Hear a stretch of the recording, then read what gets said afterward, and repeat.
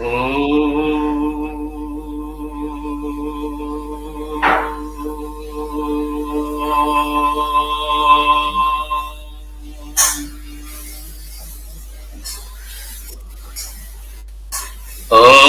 श्री गुरुभ्यो नमः हरिः ओम् ॐ सहना भवतु सहनौ भुनक्तु सह वीर्यं कर्वावहै तेजस्विनावधीतमस्तु मा विद्विषावहै ॐ शान्ति शान्ति शान्तिः ॐ श्री गुरुभ्यो नमः हरिः ओम् Pranam to everybody. I am pleased to introduce my friend Dr. Yogesh Velankar to our digital Vasudha group. I had the opportunity to meet him recently and I was highly impressed by his academic credentials and extensive experience in the field of education. I have since connected him with our group and I am confident that his insights and expertise will greatly benefit our community. Dr. Yogesh Velankar is a highly accomplished academic and professional with expertise in engineering education, educational policy and innovation. He holds a PhD in engineering education from Purdue University, USA, along with advanced degrees in electrical engineering and mathematics education from the University of Texas at El Paso, USA, and a BE in electronics and telecommunication engineering from Mumbai University, India. Currently, he serves as a chair professor at the Indian Institute of Technology, Bhilai Innovation and Technology Foundation, focusing on entrepreneurship, translational R&D and skill development. Dr. Velankar is recognized as an expert on India's National Education Policy 2020 and serves as a mentor for higher education institutions under India's regulatory bodies. He has provided consultancy services across the educational ecosystems, contributing to capacity building, policy making, and organizational development. His industrial experience spans strategic talent management, workplace engineering, workplace learning, and professional development. His interests include educational policy, leadership development, technology enhanced learning, sustainable development, and innovation. I now request Dr. Yogesh Velankar to please address our group with his podcast. Thank you. Pranam. Thank you, Jagdish ji, and thank you, Vasudev ji. It's a pleasure and a privilege to be here amongst the Vasudha Digital Group. I am very much glad that I could join the session today and interact with all of you. So, Jagdish ji, today, being October 5th, it's celebrated as World Teachers Day. And first of all, I would like to begin by congratulating and recognizing the critical role that teachers play in shaping the next generation of citizens. And the UN, UNESCO, and all the global bodies do celebrate Teachers Day every year on this particular day. And this year's theme is all about collaboration being the key to sustainable development. So in that sense, today we are going to talk about some of the best practices to advance the sustainable development agenda, especially from the lens of higher education institutions and quality education, along with partnerships for the goals. So allow me to share my screen and we can get started. Wonderful. So as I said, Today I will discuss, some of the best practices from India as well as from across the world, especially from the lens of higher education institutions and what has been done with respect to various aspects which all contribute towards providing a quality education experience for the learners who are in the formal as well as the informal systems, right? So let us begin. And essentially, what are we looking for? What are we aspiring towards? So we talk about sustainable futures. We would like, go back to the Brundtland Commission from 1987, wherein for the last several decades, we understand that, and this is in the contemporary times, right? So this we are already aware since generations, and since it is the need for having, living the present without compromising the future. I mean, this really requires a balance between the global economies, the environmental protection, as well as maintaining a social equity amongst all the stakeholders. So what does it entail, right? So we are talking about adoption of sustainable practices. I think with the Vasudha group also, I have seen the extensive work and the work of the community itself on how they are promoting various initiatives related to sustainable practices. So whether it is in the domain of agriculture, energy, and so on and so forth. It's very essential that from a regulatory standpoint, from a policy standpoint, whether it is governmental agencies, intergovernmental bodies, there have to be certain norms, certain incentives, and as I said earlier, there has to be a global cooperation with respect to policy and governance in order to have a sustainable future. The role of the community cannot be understated. Definitely education and awareness and grassroots movements. There are certain pockets of excellence all across the nation, across the world. There are so many things that one can learn from each other. So there are community engagement initiatives which are very, very essential, again, as I said, towards a sustainable future. In today's day and age, we are advancing rapidly towards technological affordances, and technological affordances really need to ensure, once again, that we are able to have these kind of sustainable technologies and contribute to the global welfare. Of course, there are always two sides to a technology, but it all depends upon how we actually uh, make the best use of it, right? And finally, when we think about the kind of sustainable future we all aspire towards, it also comes down to individual actions. What kind of lifestyle changes are we bringing about, and how do we actually become champions in our own life in order to promote this kind of a approach? And that's the most difficult part. It's easier said than done. And I think it all requires us to be very conscious of the kind of efforts we actually put in into our daily habits and daily practices, right?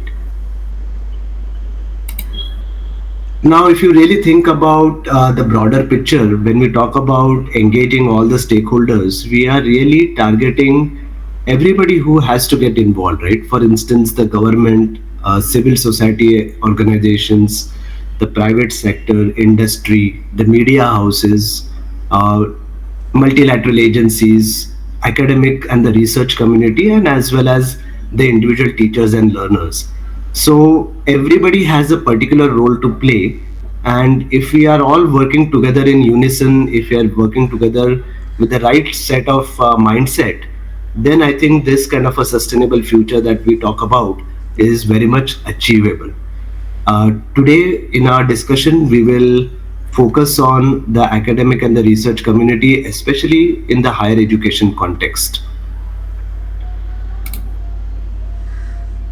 Right. All right. So, as we are all aware, out of the 17 SDG goals, goal number 4 is related to quality education. And it has been widely recognized as one of the key enablers in order to achieve all the other sustainable development goals. When we talk about quality education, we are actually encompassing a broad range of aspects. And we are also talking about the need for equity, access, as well as providing lifelong learning to all citizens. One of the important targets under quality education is target 4.7, which talks about education for sustainable development. Now, this is again verbatim from the way the goals have been formulated.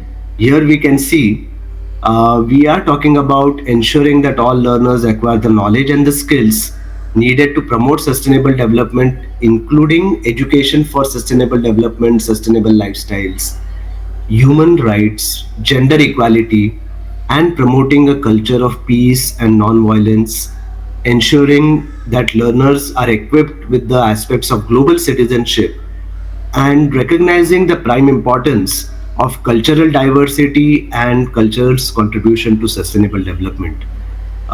Just earlier in this session, I was introduced to Nyan Prabodhini and other such initiatives. Definitely, a lot of organizations are working towards ensuring that the cultural aspects as well as culture's contribution to sustainable development is at the forefront. And there are a lot of different key lessons to be learned from certain initiatives like this, right? So, when we are talking about quality education and when we are talking about the necessity to ensure that all learners are well equipped, that they are rooted in their heritage, but at the same time they have a global mindset so that they can work well with others who may have a different upbringing or a different set of background knowledge and experiences than what they themselves grew up with. And it's very essential for having that kind of global mindset in order to ensure that in today's workforce, which requires us to collaborate across boundaries, across borders, we can all be successful, right?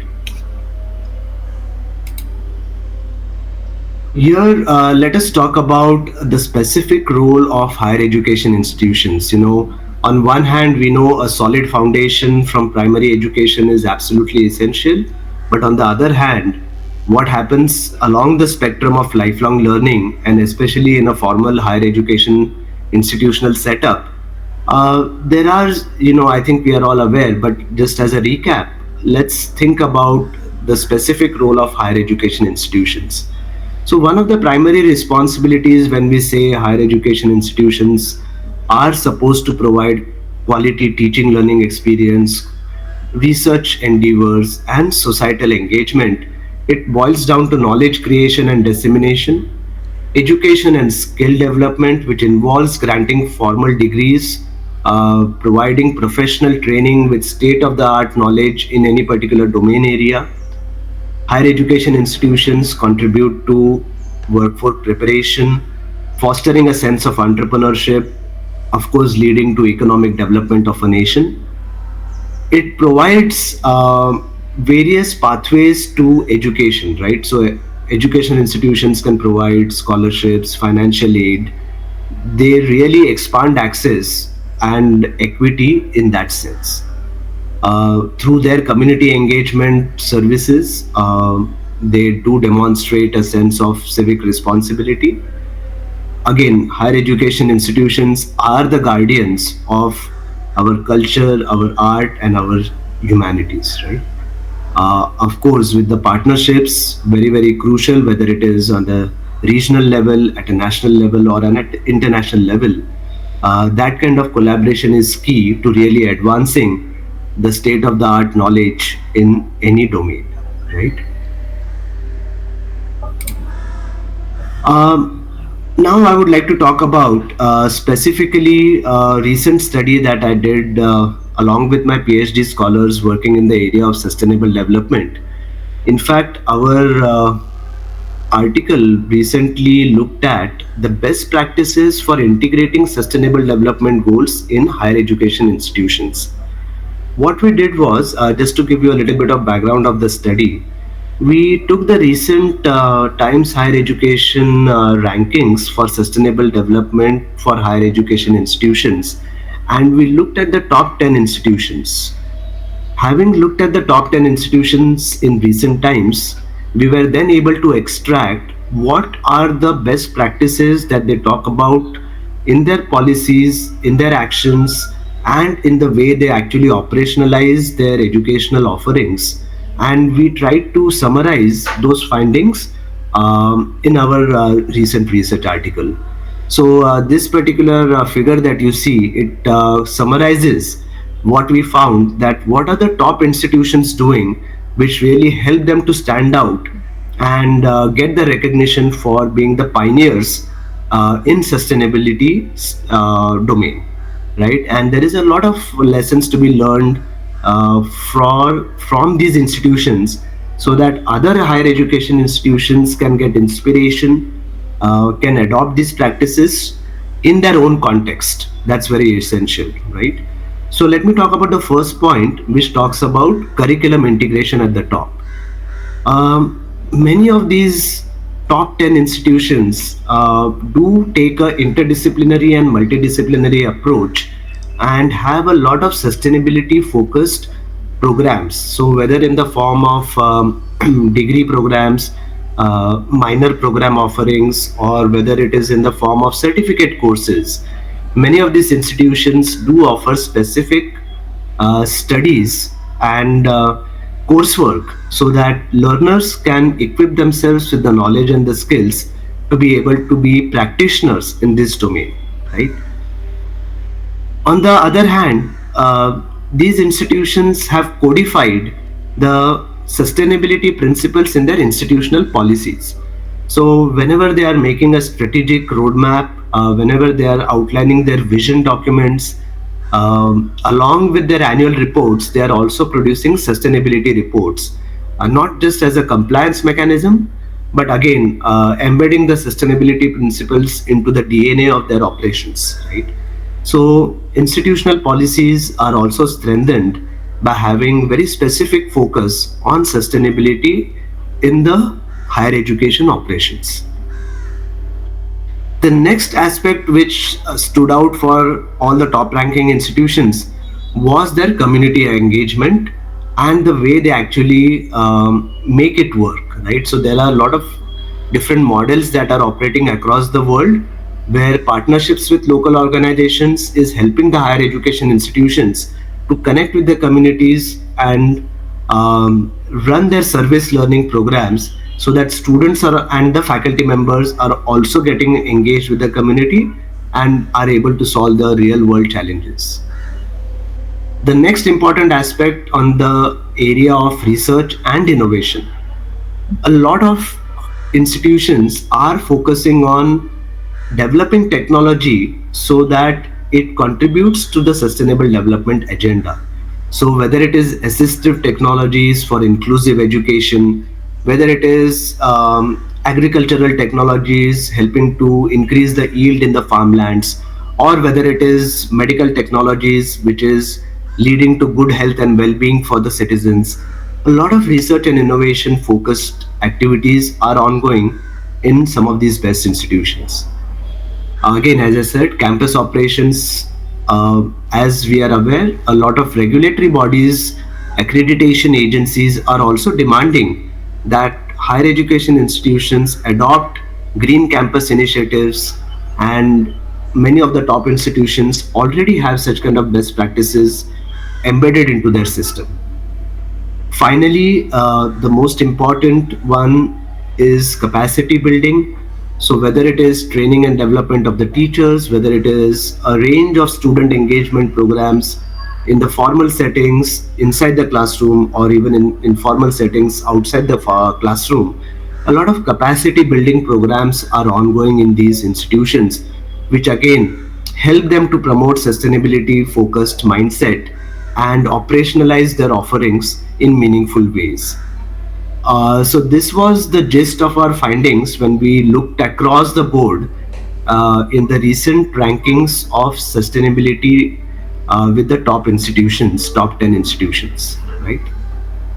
Moving further, we also looked at another dimension as to how these top institutions, apart from quality education, promote the partnerships in their respective domains. So again, it was found that partnerships are very, very essential to advance this sustainability agenda. It is also responsible for having effective program delivery, so that the research across borders, teaching across borders can take place in a very effective manner. Uh, Especially partnerships was found to be very helpful, wherein higher education institutions connect with local organizations, governmental agencies, and people working on the ground to ensure that whatever R&D is developed in the research laboratories, or whatever solutions are in the hallways of academic institutions, they actually reach the intended beneficiaries. So that translational R&D which is really required, and the increase in the societal impact really occurs when strong partnerships are forged between higher education institutions and the other stakeholders. So again, this was a finding which was very prominent across the top 10 institutions in this sustainability rankings. We have some very good examples of such kind of partnerships. I will just highlight a couple of them. So SDSN is one of the prominent networks, Sustainable Development Solutions Network, or the United Nations Academic Impact. Uh, Across the continent's African Research Universities Alliance, another very good example of how through the joint programs and knowledge sharing, there is advancement in the sustainable development agenda. So these are some very good models for institutions to emulate and become part of the larger community.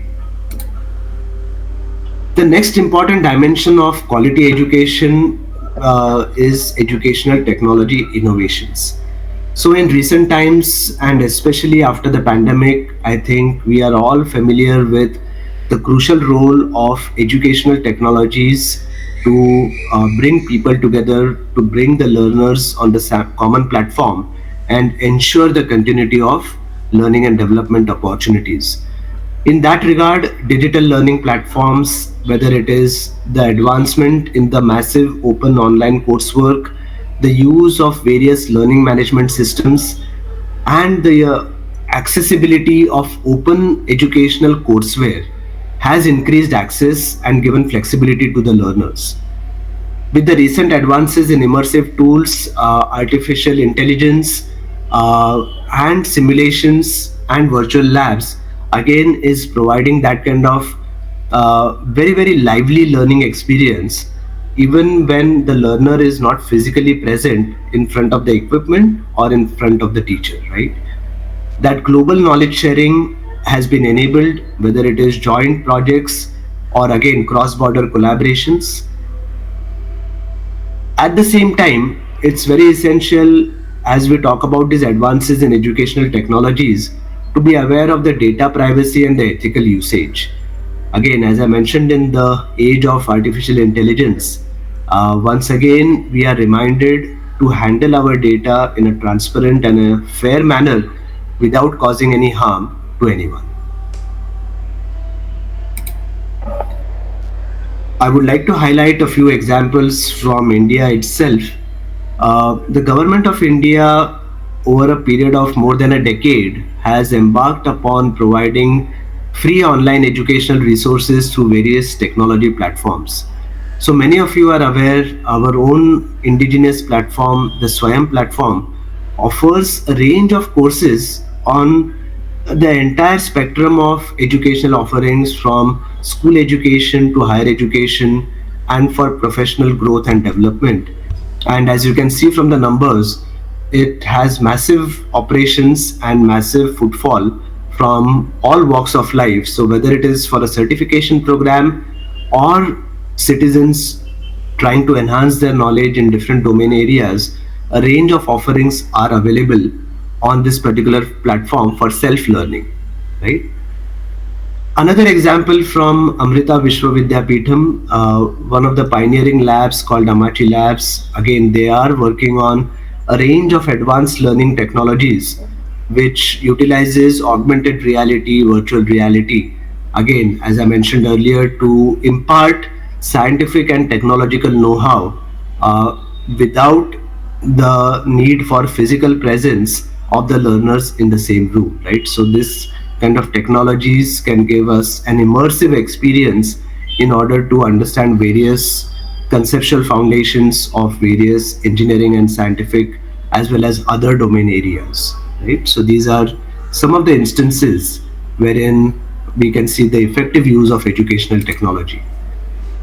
I again go back to an example from Amrita Vishwa Vidyapeetham in curriculum innovation. So uh, at Amrita, a lot of sustainability focused programs are on the offerings, and students are given exposure to environmental and social equity issues across disciplines. So, both at the undergraduate level and the postgraduate level, there are programs and offerings which give formal introduction to the students on sustainability issues.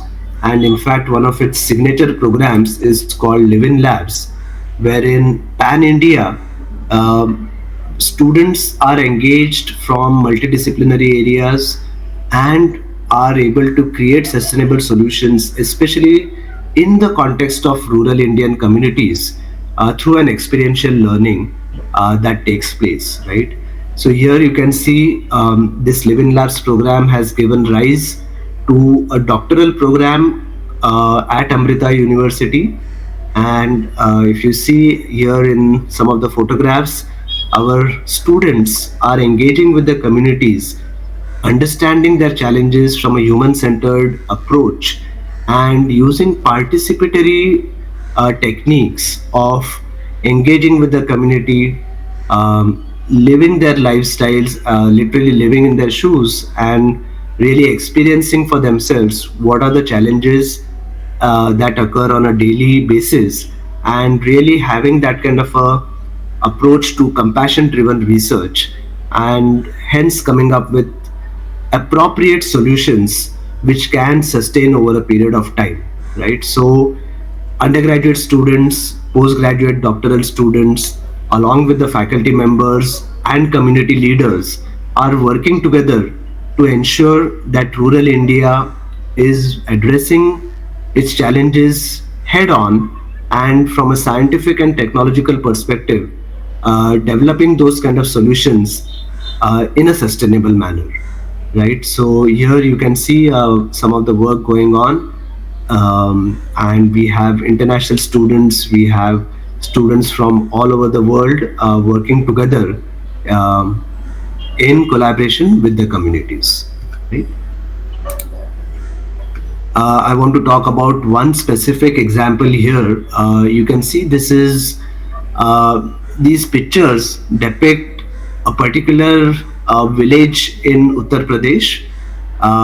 It was a very small community. In fact, you can see me there with some of my students, my faculty colleagues, and the community leaders. We were embedded into this community, and if you see at the bottom of the screen, you will see a water accumulation and some water flowing next to the road, right? And on the right hand side, you can see some workers building a drainage pipeline. So here the situation was that water body is not a pond or anything. It is sewage water which has accumulated in the compound of the primary school in that particular location. So in this particular village, the challenge and the problem was, from all the different households, this kind of a sewage and drainage water was coming into the school compound, and students were facing such kind of harrowing conditions, very, very unhygienic conditions, and the teaching learning process was completely affected by the presence of this sewage water which had accumulated.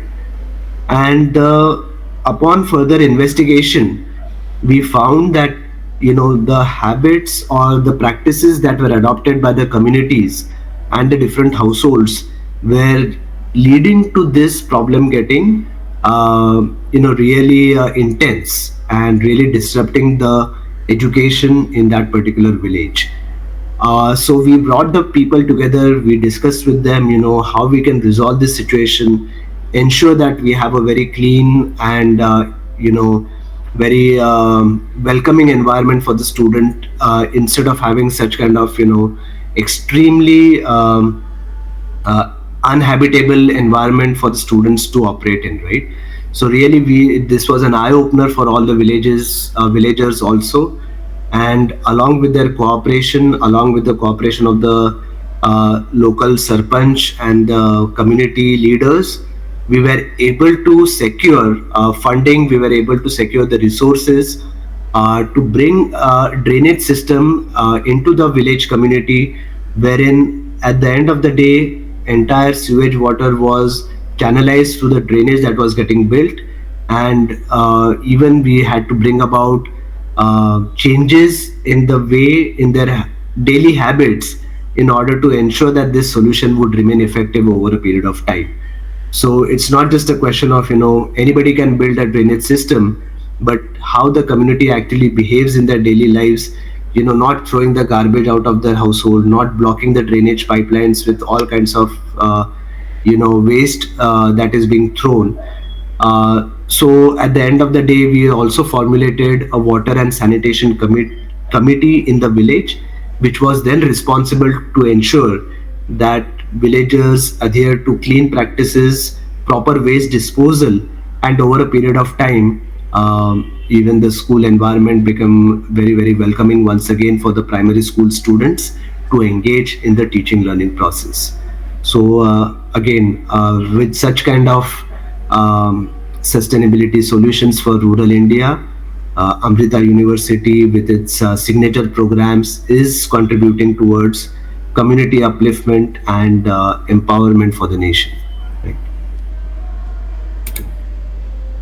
I want to now move on to the teaching learning process, what we call as pedagogical innovations. Now, this is an initiative from IIT Bombay, wherein they have, over a period of years, developed an approach called spoken tutorial. Many of you may be familiar. In order to learn free and open source software, especially, spoken tutorial is an approach that has been floated, and it has been really adopted by many, many institutions and many learners across the nation and across the world. It also recently got recognition as an IEEE standard, as a standard way of pedagogical innovation. So this was again amongst its many recognitions that it has received. Spoken tutorial by IIT Bombay has also become a IEEE global standard as a pedagogical innovation. I want to now talk about assessment innovation.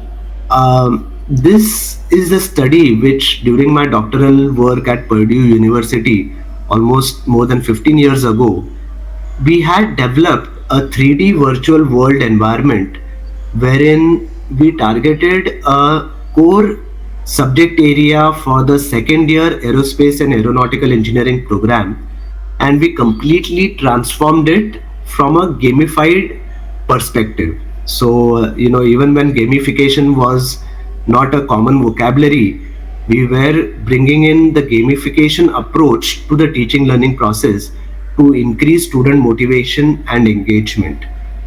This particular image is depicting this particular virtual world wherein students are logged in through their online avatars, and the assessment is being conducted by the faculty member, wherein students were expected to present a virtual poster, and they were expected to explain their design aspects, and one could go there as a reviewer and ask any questions from the students, and through the integrated chat and the voice environment, students could respond to those queries.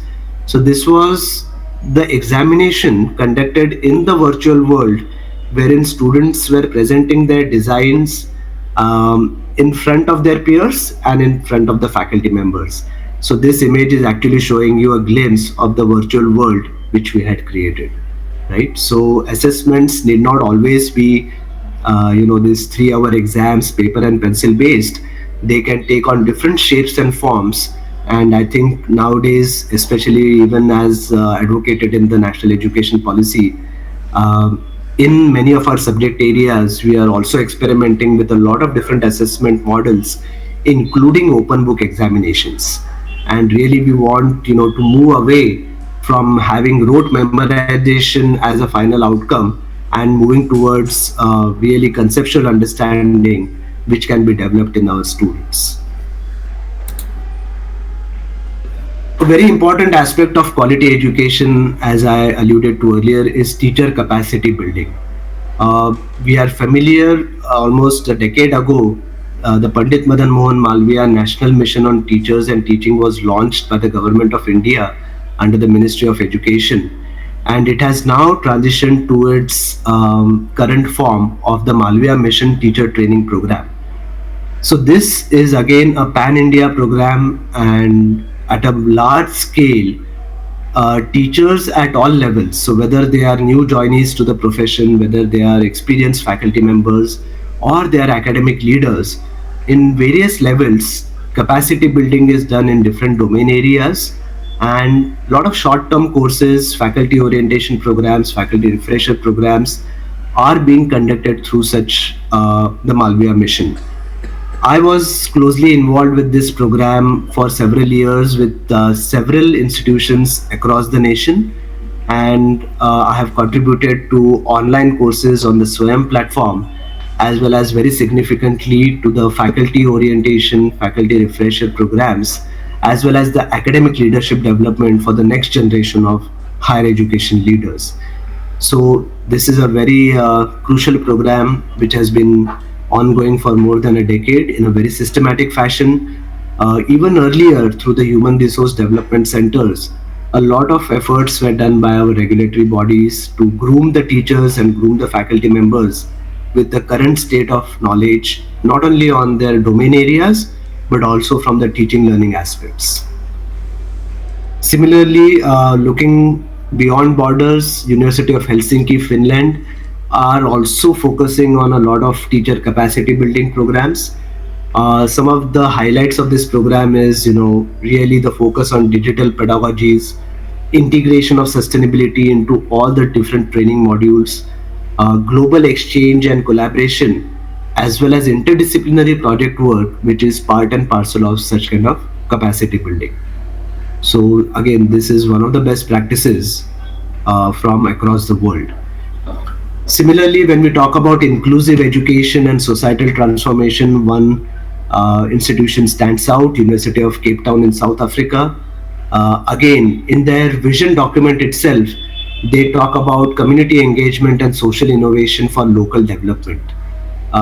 Their curriculum is also reflecting their cultural diversity and social realities, and they are integrating marginalized and vulnerable groups into higher education.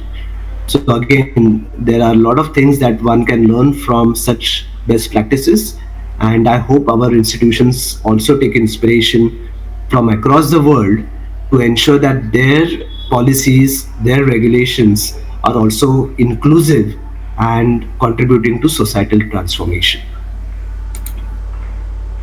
When it comes to the area of technical and vocational education, again, we have some very good practices from top institutions like MIT in the US, University of California, Berkeley, where they have a lot of different short-term courses on many of the skill-based programs. Similarly, even in India, our regulatory bodies such as AICT, they are aligning their model curriculum with the national skills qualification framework, and recently these kind of documents have also been published to provide guidelines to higher education institutions how they can align their different courses with the different levels of the national higher education skills and qualification framework. Similarly, Strathmore University from Kenya is offering variety of technical and vocational education programs to prepare their youth in different domains related to the sustainable development industries. Finally, as you all may be aware, Indian knowledge systems is the broader term being utilized, and it really encompasses the aspects of leveraging our cultural heritage and diversity into our educational offerings. So whether it is universal human values or maintaining our identity while aligning with the sustainable development goals is another domain area where active research is being carried out uh, with respect to integrating the crucial dimensions into contemporary times, right? So it really requires people with expertise in different aspects of Indian knowledge systems, coming together with the faculty members who are engaged in teaching and research of the contemporary subjects, to come together and explore ways and pathways to merge and to bring in front of the learners the best of both worlds, right? So what does the ancient wisdom teach us, which is still relevant in our present times? I think that is the need of the hour, and more people need to work together to in order to make this happen in a very scientific manner. Finally, I want to talk about when we talk about best practices, any kind of piecemeal approach is not what is going to help us. Instead, a whole institution approach is what is really required.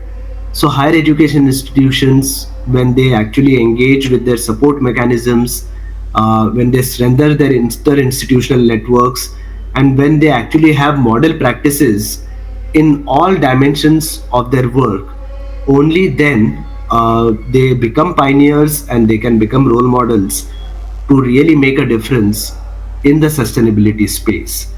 Uh, One such global example I would like to present is from the US. Arizona State University, one of the pioneer institutions which is working across the spectrum on the sustainability domain. So, whether it is resources for the K 12 teachers, whether it is for working professionals, whether it is for non formal academic environments such as museums or libraries, they are contributing their knowledge in all these different areas. So they are not limiting themselves to the higher education domain. Across the spectrum, from primary education to the working professionals and in non-formal settings, they are offering a range of programs and services for capacity building. They have established a College of Global Futures, under which there are four different schools which are focused on different dimensions of sustainability studies. Their Center for Innovation in Informal Science, Technology, Engineering, and Mathematics Education is again doing cutting edge research on these domains. And that is where, Arizona State is one of the leaders, even recognized by the global rating agencies. So, we have a lot to learn from our nation and from across the world with respect to quality education and the crucial role that higher education institutions uh, have in this entire domain, wherein all stakeholders really need to come together in order to make a difference. So, having said that, I think it is our responsibility to continue this collaboration, to continue this engagement, to continue having the dialogue with various stakeholders in order to contribute towards our sustainable futures, which is our shared goal and our shared responsibility. Once again, I thank the Vasudha team for inviting me here and sharing some of my experiences and some of the best practices from across the nation, across the world with all of you here. Thank you for your patient listening. I'll be happy to take questions and we can open up the discussion for having a dialogue around some of these topics. And I'm also looking forward to learn from the audience. Thank you so much. Thank you, sir. Your presentation was inspiring. In fact, it took me to our earlier days of working with the community in Vivekananda Kendra in a feeling oriented, in a perspective of serving humanity in the context of renewable energy as such. Later, being in Dan, the experience of the Ravijay Matai, who's the IIM for director, whose studies were been an inspiration for us in Javaja, which is in Rajasthan, where immense poverty is there and no resources were there. Where those experiences, his experiments with his own team, with Ashok Chatterjee, Ranjit Gupta, and our Ravijay Matai himself. So those experiments, it was a living lab experiments which you shared was a point of inspiration for us. So, in fact, that's a great learning. In fact, the way in which the education system being transforming itself to address the humanity needs is something very good. And in fact, many would have been come across of such institutions. I think our people who have been there in this group have been a constant learners in terms of understanding and reflecting on it. So I would request our members to kindly seek reflections and add value to the Yogesh ji's presentations. Over to the members for their viewpoints. Namaste, Yogesh ji. My name is Sanjay Banerjee, and I was with Amita till recently. I retired on 30th of September. Yeah. I just would like to have a little more details about the four schools of this Arizona State University because I had heard about this university earlier but didn't know so many detailed, things they're doing. And I thought that you touched the Living Labs program of Amita very beautifully, but we also have a separate school of sustainable futures related to sustainable development and currently this year convocation the first batch of PhD scholars, some 22 of them actually graduated this year. It's a 4-year long program, doctoral program with international students participating there. Maybe you already know that. So I thought I will also mention this for this group. Thank you very much for your presentation. Thank you, Sanjay ji. And in fact, I was a faculty with the School for Sustainable Futures at Amrita until recently.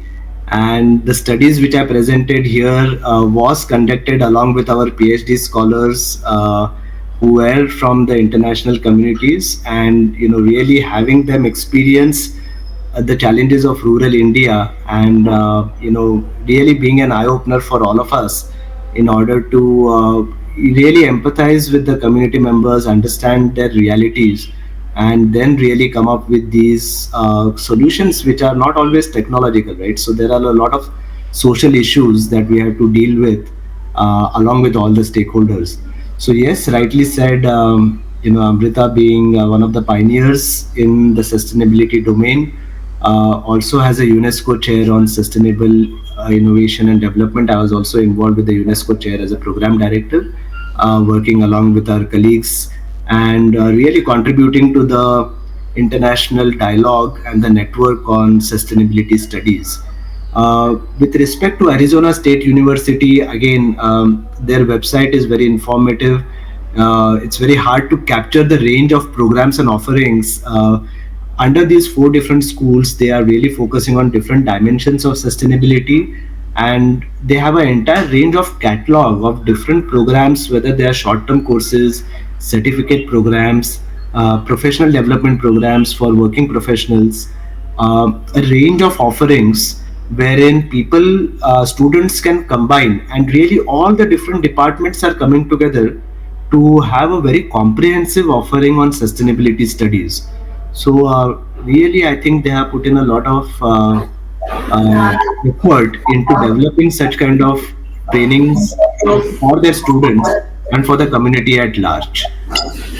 Yeah, sir, in that context, because I was with the Management Institute at Coimbatore, is there some certificate program, or I'll search, of course, if you know, could MBA students who have some interest in sustainable development, could they take up some kind of a certificate courses online and things like that? Yes, yes.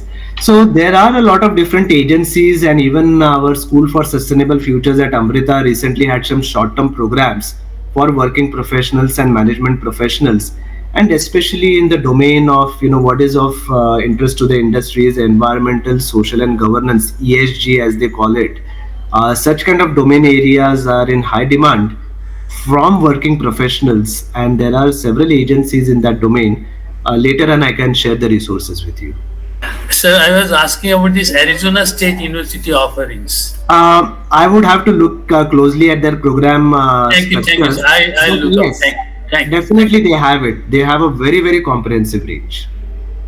Yeah, thank you, Yogesh ji, for your nice presentation.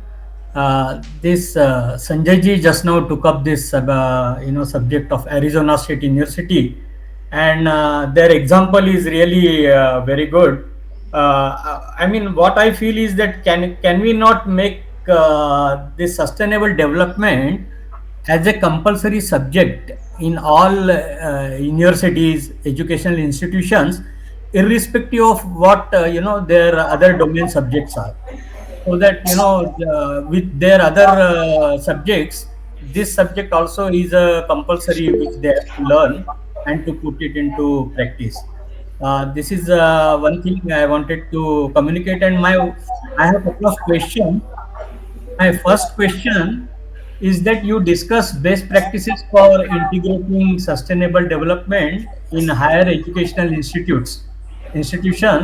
Is there any empirical evidence showing how effective they have been in objectively promoting sustainable development? Is there a feedback and quantification of their efforts? And if you could please elaborate some such case studies. Yes, yes.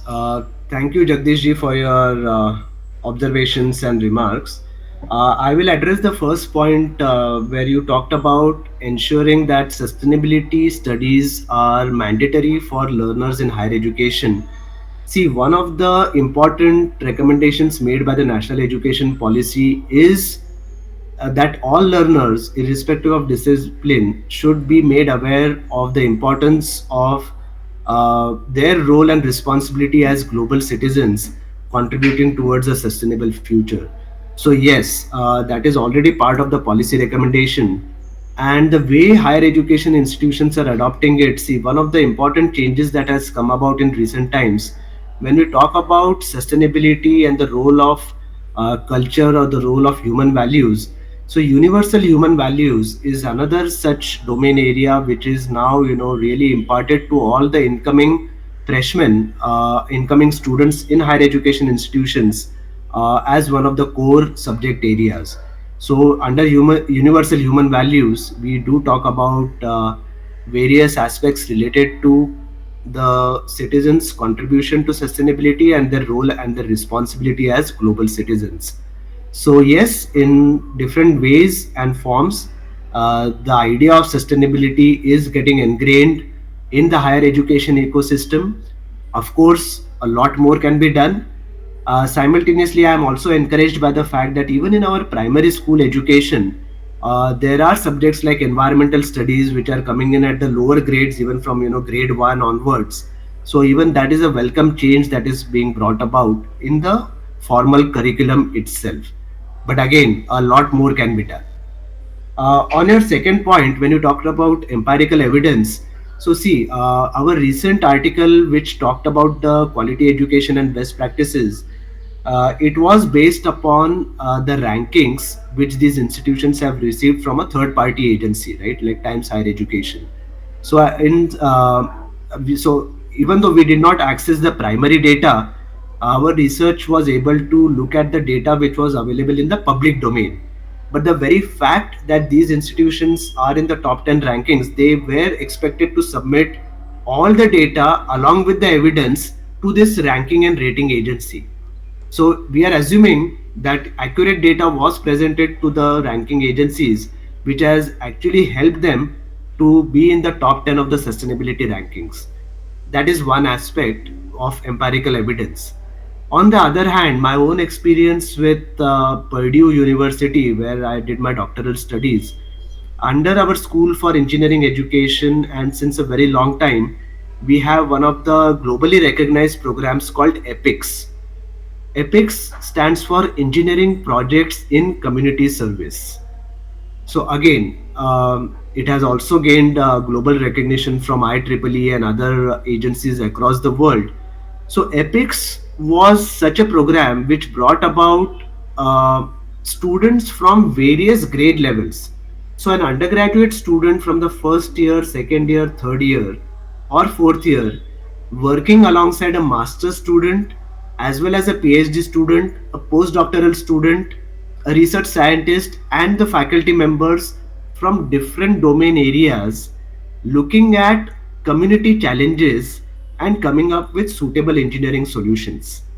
So that is, was the mandate of engineering projects in community service. So such a program, has given a lot of real world solutions. For instance, in some of the earthquake prone regions, these students were working on a project to develop earthquake resistant dwellings, or shelters after the immediate aftermath of an earthquake, right? So how do you provide housing to lakhs and lakhs of people after such a disaster, which can withstand the aftershocks of an earthquake? How do you quickly deploy this from the disaster management agency's perspective? So these students were able to design such kind of accommodation, having this problem statement. So students from various background like electrical engineering, the domain of architecture, the domain of mechanical engineering, and all such kind of different domain areas came together and were able to deploy such a solution. So this is just one small example of what these kind of projects were undertaken by the higher education community. And then there are other such instances where we see a lot of good practices across the world. Thank you. Yeah, one thing, while the universities are doing so good, as you were explaining now, in integrating sustainability into the curriculum and their studies, it is unfortunate to observe that US government at large appears to be resistant to the measures aimed at reducing the fossil fuel dependence and promoting the planet's sustainable growth, because they have, in this current Trump government, they have reduced their contribution to the IMF and other agencies. So it is a 180 degrees kind of a approach, it appears. Anyway, I mean, that was my one of the observations. Thank you very much, Yogesh. Thank you. Thank you so much, Yogesh. It was really wonderful. Uh, I feel that if the education takes the reins in its hand as far as sustainable development is concerned, it's nothing is impossible, because you rightly pointed out, when we started from the kindergarten, if I may add that word, and up to the postdoctoral, and even the persons who are practicing. So all these people, when these people take this sustainable development as a, not as a goal, I personally feel, don't take it as a goal, because goals are always stressful. So just take it as a play. Animals don't take any goals, but they live amicably and sustainably. So probably that goal should be removed, and then that it's practice, where you really pointed it out, it's a practice. So even the children, probably, who may not understand our language, but these small children are so sensitive to our behavior, our tone of talking. Maybe they may not understand the words as such. So we can and we should start from the families and the kindergarten schools. And obviously, you are doing so much of work. You would have definitely thought about the small schools also. When you have taken a village, because your experience with the village, where the drainage system was corrected, I feel that it's a great work which you have done, and hats off to you, and thank you for sharing your experiences. We will be able to we should have hope that we'll be able to brace through these challenges as such. Thank you so much. Yes, yes, definitely. Thank you for your observations. And as you rightly pointed out, children learn by observation. And as I mentioned earlier in my presentation, it takes collective efforts, including our individual actions, to promote this kind of a sustainability mindset. But I also mentioned at the same time, it's easier said than done. But that doesn't mean we should stop trying. In fact, we should be at it at all times, very consciously and very intentionally. Yes, thank you. Thanks, Yogesh ji, for this wonderful session. I was interested into this. You have mentioned about the on the local, I mean, sustainable practices on the university campus. I think one of the key aspects you mentioned about the best practices. Uh, I mean, do we have kind of a data where all these universities or they have implemented those things? Yes, yes. Amolji, thank you for your question. In fact, it has almost become mandatory for all higher education institutions to report on their sustainability practices that they are implementing in their own campus. The idea of having a green campus, and that is also is one of the criteria for the rating and the ranking agencies. So whether it is the NIRF rankings or the NAC accreditation, it carries a lot of weightage for higher education institutions. Hence, in various aspects such as having, let's say, rainwater harvesting, or having alternative energy sources like solar energy, or having different let's say tree plantations within their campus. So anything that is reducing the carbon footprint, anything in with respect to various aspects of sustainability, in the way the higher education institutions can implement them, they are always eager to showcase that even to the stakeholders. One of the primary drivers has been, as I said earlier, because the regulatory agencies and the rating agencies are also looking into this aspect. Such kind of practices are nowadays prominent in our institutions. Yes. And how much student participation and other, I mean, people participation from the universities is generally observed in such initiatives, or Yeah. uh, so Yeah. So yeah, there is a lot of variation in that regard. yeah, Certain universities have, as I said earlier, whole institution approach, and certain universities or institutions have a piecemeal approach. So we have a wide range of such kind of implementation aspects. yeah. Thanks Yogesh. Yes. Actually, I can talk about our university campus in Coimbatore, and there we have one policy: not a single drop of water that we use is thrown out. The complete used water, entire grey water, is recycled and is pumped to a reservoir which is built at the, we have a slope. So at the highest point of the slope, it is pumped, and then from gravity it flows, and the entire greenery of the campus that you see is actually fed from this recycled water. And then we have got an elaborate recycling center and segregation system in each household and every hostel, everywhere, where biodegradable waste and non-biodegradable waste, plastic, etc., are segregated, and everywhere bins are kept, separate bins for these things, and those are collected and then they're segregated, and we generate a huge amount of income from selling this segregated waste itself, like all kind of packaging materials and other things are segregated and recycled and sold out. And there is a actually there's a competition. I know about the state-wise competition is held by the government of Tamil Nadu, and they rate these campuses about how good they are doing. And I'm happy to say that Amrita campus in Coimbatore has been securing the top position. So all these movements are going on at the state level. At least I'm aware of that is going on, where campuses are rated according to the kind of practices that they follow. Thank you. Amol Palkeji, you raised your hand. Go ahead, sir. Yeah, Yogesh, one question I wanted to ask: these are programs which are interdisciplinary and of nature.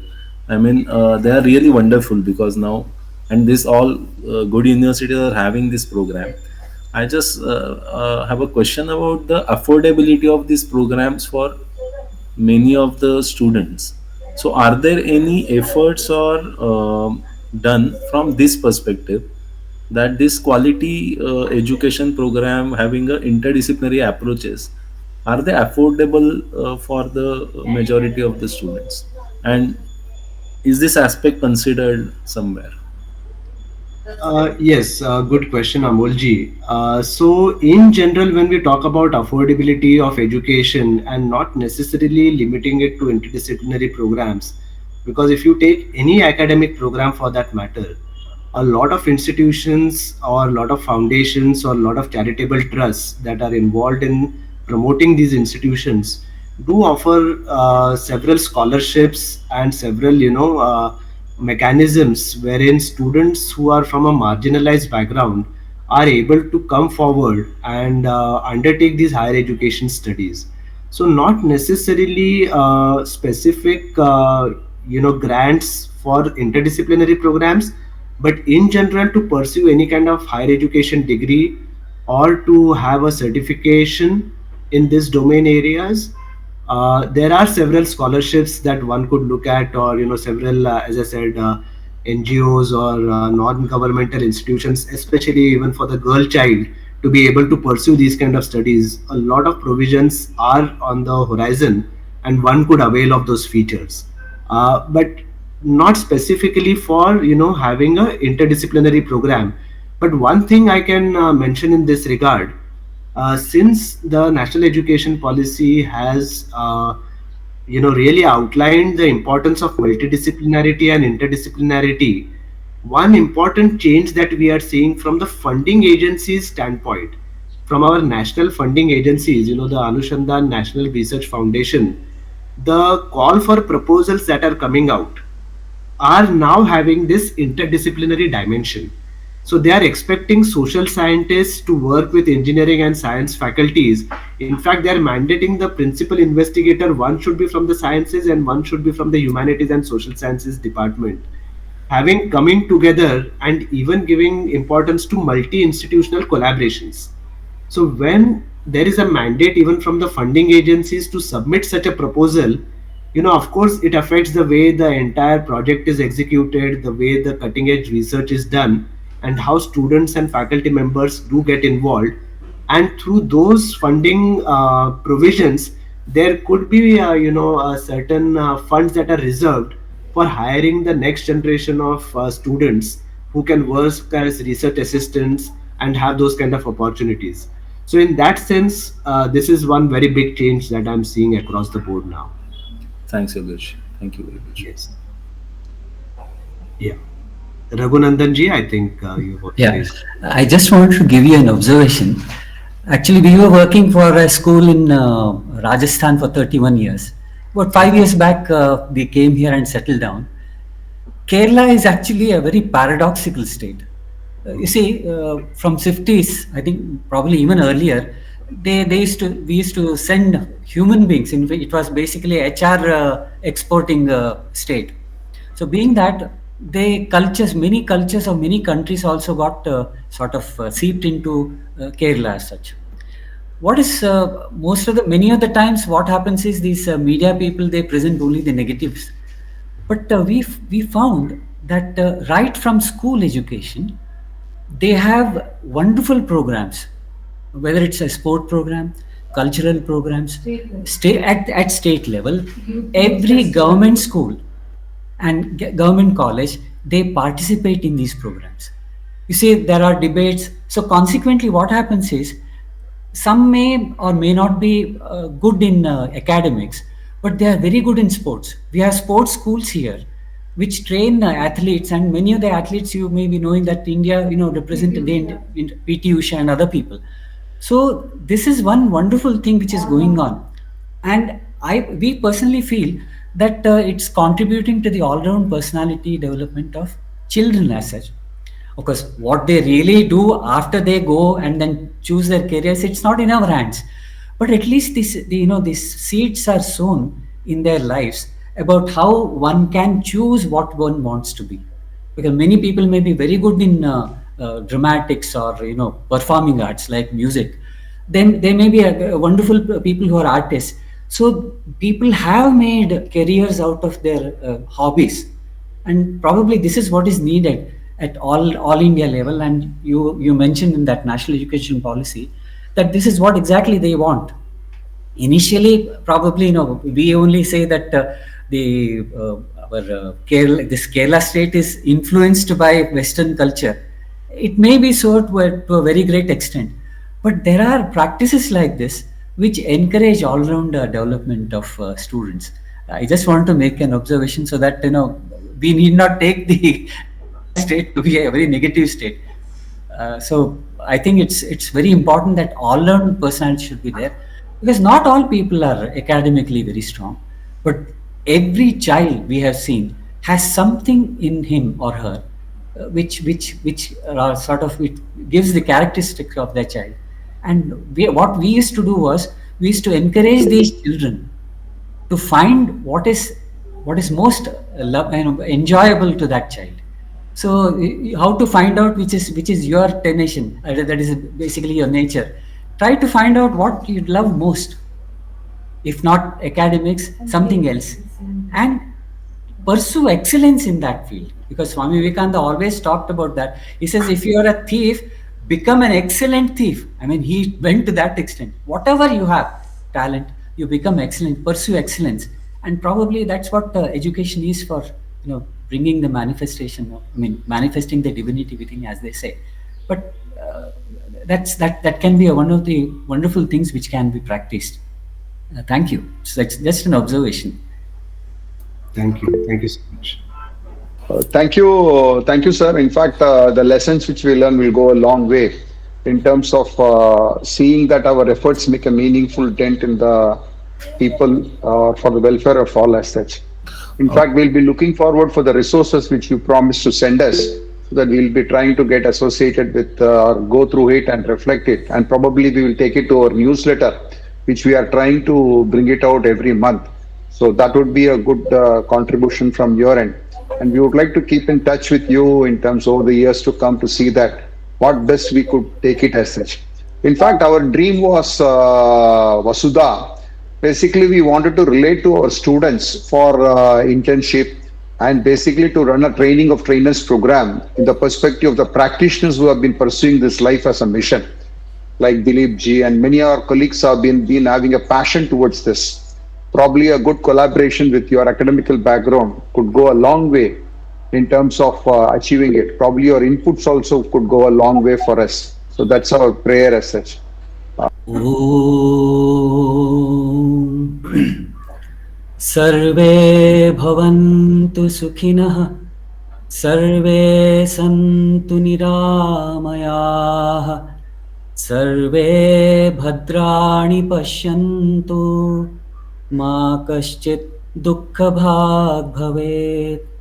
ॐ शान्ति शान्ति शान्तिः. Thank you. Have a wonderful day.